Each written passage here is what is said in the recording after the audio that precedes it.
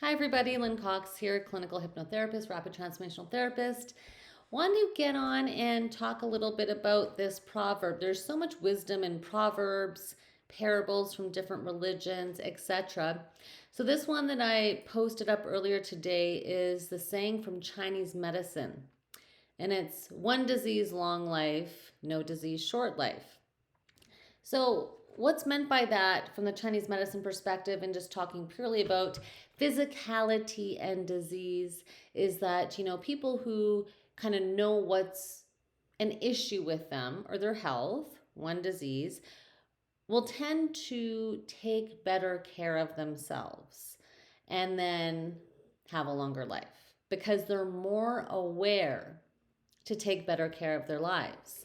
So, I absolutely love that. I'm hugely interested in health and wellness. I've helped so many people lately shed weight and have healthier habits. And I'm actually launching a new program in January, more to come on that, with two of the most talented traditional Chinese medicine doctors as well as holistic nutritionists I know to help with that. But let's look at this from a perspective of how you're leading your life from a mental and emotional perspective. So, one disease, long life, no disease, short life. You know, one of the things that can kind of trip us up is as we get older and as we've experienced either traumas, hurts, disappointments, we've had kind of habits of action that are dominating our lives and perhaps not giving us the outcome that we want, but they've become so habitual because frankly, the human condition is to we become easily kind of programmed and patterned, and a rule of the mind is that it will always go to what's familiar. So, when we're unaware, totally unaware of maybe the disease. So I'm using this as a metaphor, not specifically a physical disease, but the disease, right? The disease that's causing us to be on autopilot. The disease that's causing us to not pay attention to our physical health, to not shed the weight that we need to shed, to not have a difficult conversation or change maybe the nature of some relationships in our life, to not pursue goals, dreams, and desires. The disease or the cause, if we're not aware of it, that equals short life. No disease, short life. And by short life, that metaphor is a less than desirable experience in life. It's only when we become to have that awareness. That's kind of step number one. Because really, and I will beat this drum until the day I die, but our experience of life has basically everything and everything and anything to do with our perception.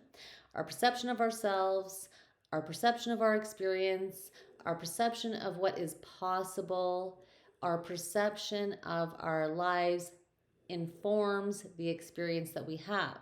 So if we're just kind of going along thinking, you know what, this is all there is, this is fine, this is okay, whatever, this is what normally happens when you hit middle aged, or sure, I wanted to do that before, but it's too late for me, or it's normal to just kind of keep on gaining weight as I age, or become less interested in, kind of having an intimate life, or work that I find to be interesting and challenging. For example, that's kind of the that kind of lays the groundwork for a pretty dull life, short life.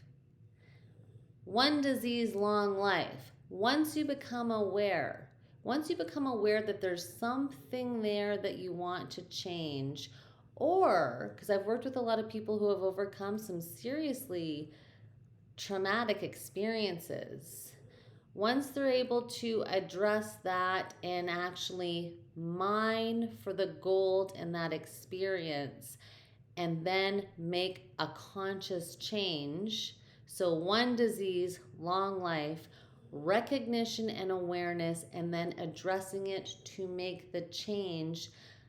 life experience becomes much more enjoyable, and then you become a more active participant in your life.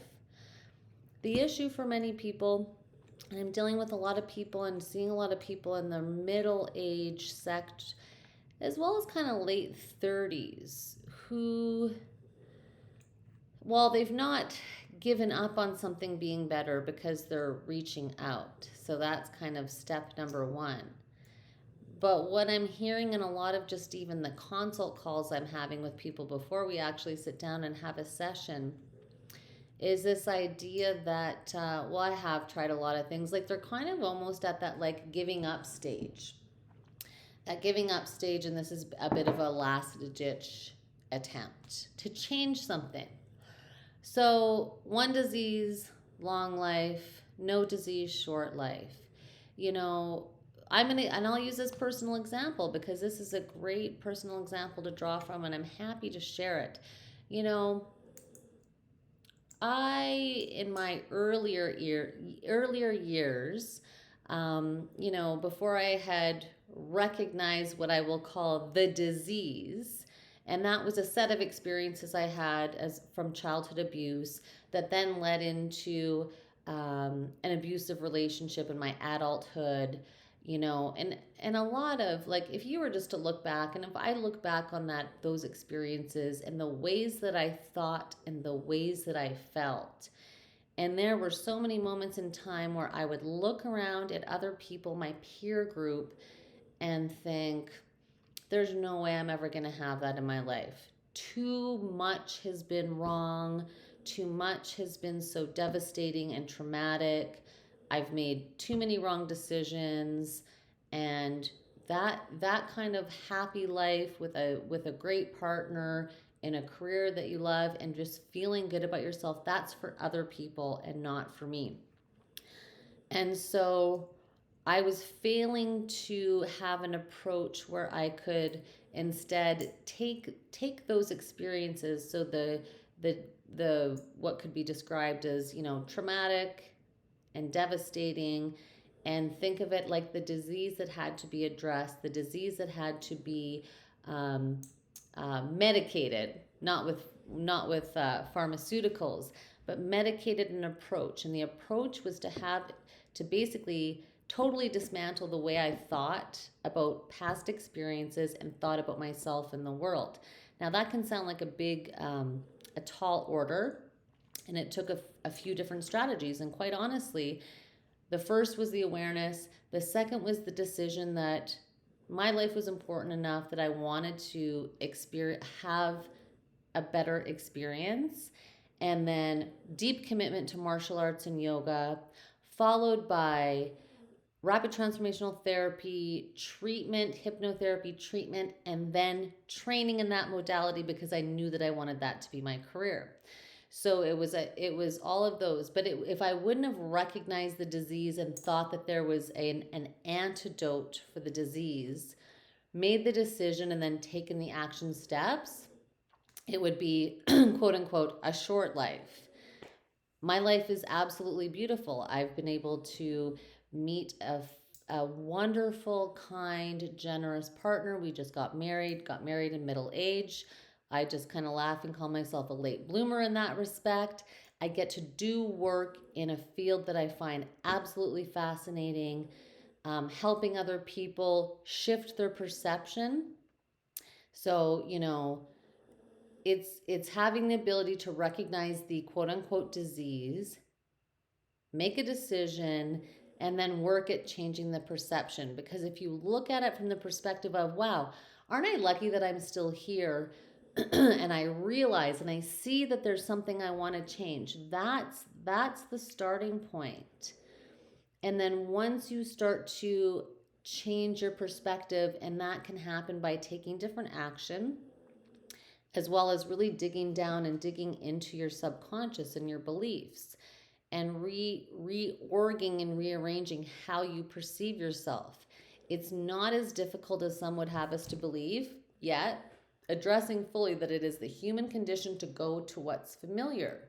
So that can lead to this kind of like floating through life, doing the same thing over and over again, having the same results, similar experience, and just kind of being like, well, that's all there is. That's all there is, or that's all there is here for me.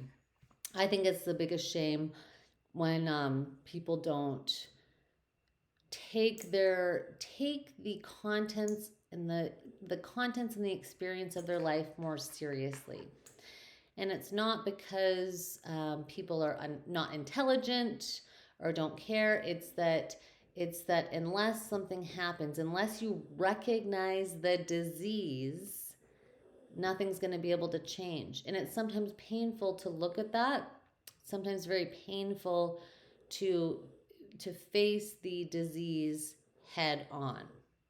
That is the first step, the awareness. That can be a scary step, but it is part of the process. It's part of the process for moving on. But I'm here to guarantee you that once you move on, the one disease long life, the quality of your life can change dramatically. I have worked with far too many clients now who have experienced like radical change, and so many of my colleagues as well, other hypnotherapists, rapid transformational therapists, I hear this from them as well too. And it doesn't have to be difficult, but it does require the acknowledgement of the disease there. I'm using this as a metaphor. I'm not talking about a diagnosed mental illness. I'm talking about that first recognition of that disease state, so that state that needs to be changed for something else to change in your life. And it is absolutely possible. It just takes that acknowledgement. And I'm even thinking about a consult call I had with somebody this weekend, and I do hope that we go ahead and work together. And somebody in early 40s, I won't even specify gender, but who'd had a past suicide attempt. And I've actually worked with quite a few people who have had thoughts about their life and had the thought process of, it would be easier if I, like, basically like easier if I wasn't here. And that's really devastating. That's devastating, and that's sad to hear, because I really believe that everybody's here for a reason, that we all have something to contribute, and that we all have the potential and the possibility of having very fulfilling lives. Not everything is going to be easy. Not everything's going to be perfect. There's going to be pain that you're going to have to go through. There's going to be hard work at times to accomplish things and to achieve some change, but it's really worth it at the end of the day. And so this individual I'm thinking about, who I just spoke to, had a suicide attempt, had attempted suicide. And when I asked for what could I help you with, what are you looking for help with, the response was, I just want to be able to cope. And I said, you know what? I'm going to challenge you to reconsider that. Is that all you would really want? And I got this person to get into their imagination a little bit more. If this were my pen or a magic wand, and if there were no barriers, is it that you want to just cope with life, just cope with life better, and cope with looping thoughts better so that you could just cope? Or would it be something else? And I saw eyes light up at even the idea that there could be something better than that. And that's true for that person. It was true for me. It's been true for a number of my clients, and it is true for everybody else. But sometimes we get caught. We get caught in this no disease short life state, or as I would say, no disease blah life state, when there is so much more available, so much more out there. It just takes a little bit of awareness, a decision point, and then a few different methods, actions, things that you love to do. Usually getting physical as well is really, really fundamental. Something physical that you love to do. You have to basically come at this state with as much as, or hopefully more energy than that state holds, to start to shift it. And so physical activity, dancing, yoga, martial arts, jogging, walking, tennis, all of these different things, whatever it is you like to do, that can often be something that will start to break the foundation, start to put cracks into that foundation of that blah state that's there. And then things like changing your beliefs and perspectives. Hypnotherapy is highly effective at that. There are methods, other methods as well, too. So yeah, I love that. I heard that this weekend, though, the no disease short life, one disease long life, and thought how what a very succinct and beautiful proverb to explain what ails so many people and how simple it can be to have a different perspective on life and experience some change for the better. So those are my thoughts. If anyone wants to reach out, if anyone's considering changing something about your life experience, I would love to hear from you. Bye for now.